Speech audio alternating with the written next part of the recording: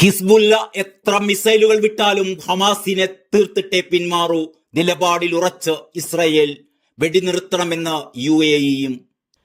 ഗാസയ്ക്ക് മേൽ ഇസ്രയേൽ നടത്തുന്ന അധിനിവേശം 9 മാസം പിന്നിടുമ്പോഴും സൈനിക നടപടിയിൽ നിന്ന് തെല്ലും പിന്നോട്ടില്ലെന്നാണ് പ്രധാനമന്ത്രി ബെഞ്ചമിൻ നെതന്യാഹുവിന്റെ ഉറച്ച തീരുമാനം. ഗാസയിൽ വഷളായിക്കൊണ്ടിരിക്കുന്ന മാനുഷിക പ്രതിസന്ധി പരിഹരിക്കുന്നതിന് അടിയന്തര വെടിനിർത്തൽ അനിവാര്യമാണെന്ന് UAE വിദേശകാര്യമന്ത്രി Sheikh Abdullah bin Zayed Al Nahyan പറഞ്ഞു. ദുരിതബാധിതർക്ക് സഹായം എത്തിക്കുന്നതിന് സംയുക്ത അടിയന്തര ശ്രമങ്ങൾ വേണമെന്നും അദ്ദേഹം ആവശ്യപ്പെട്ടു. US സ്റ്റേറ്റ് സെക്രട്ടറി ആന്റണി ബ്ലിങ്കനുമായി ഫോണിൽ നടത്തിയ ചർച്ചയിലാണ് UAE ഈ ആവശ്യം മുന്നോട്ട് വെച്ചത്. മേഖലയിലെ പിരിമുറുക്കം കുറച്ച് സമാധാന അന്തരീക്ഷം വീണ്ടെടുക്കുക, തീവ്രവാദം ചെറുക്കുക, അക്രമങ്ങൾ തടയുക എന്നിവയുടെ പ്രാധാന്യവും ഷെയ്ഖ് അബ്ദുള്ള ചൂണ്ടിക്കാട്ടി.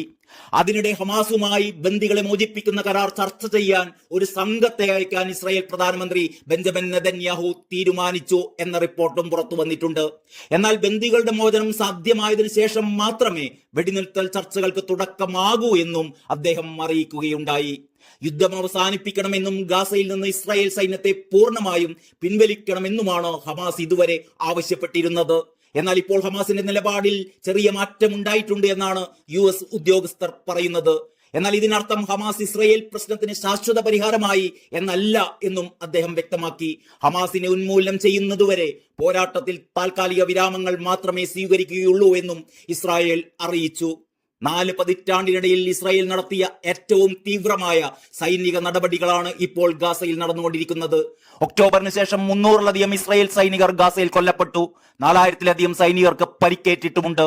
ഇത്രയും കാലം നീണ്ട ഒരു സൈനിക നീക്കത്തിന് സേന സജ്ജമായിരുന്നില്ലെന്നും ഹമാസുമായി ഉടമ്പടിയിലെത്തിയാൽ അത് ഹിസ്ബുള്ളയുമായുള്ള സംഘർഷങ്ങൾക്കും അയവ് വരുത്താനാകുമെന്നുമാണ് സൈനിക മേധാവികൾ ചൂണ്ടിക്കാട്ടുന്നത്.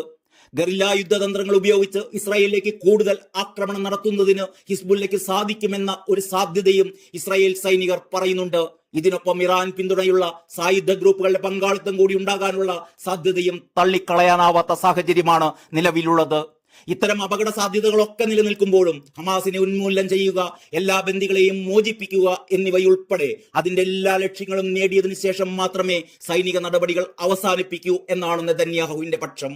ഹമാസിനെ ഗാസയിൽ അധികാരത്തിൽ തുടരാൻ അനുവദിക്കുന്ന സാഹചര്യത്തെ നെതന്യാഹു ഒരു തരത്തിലും പിന്തുണയ്ക്കില്ല.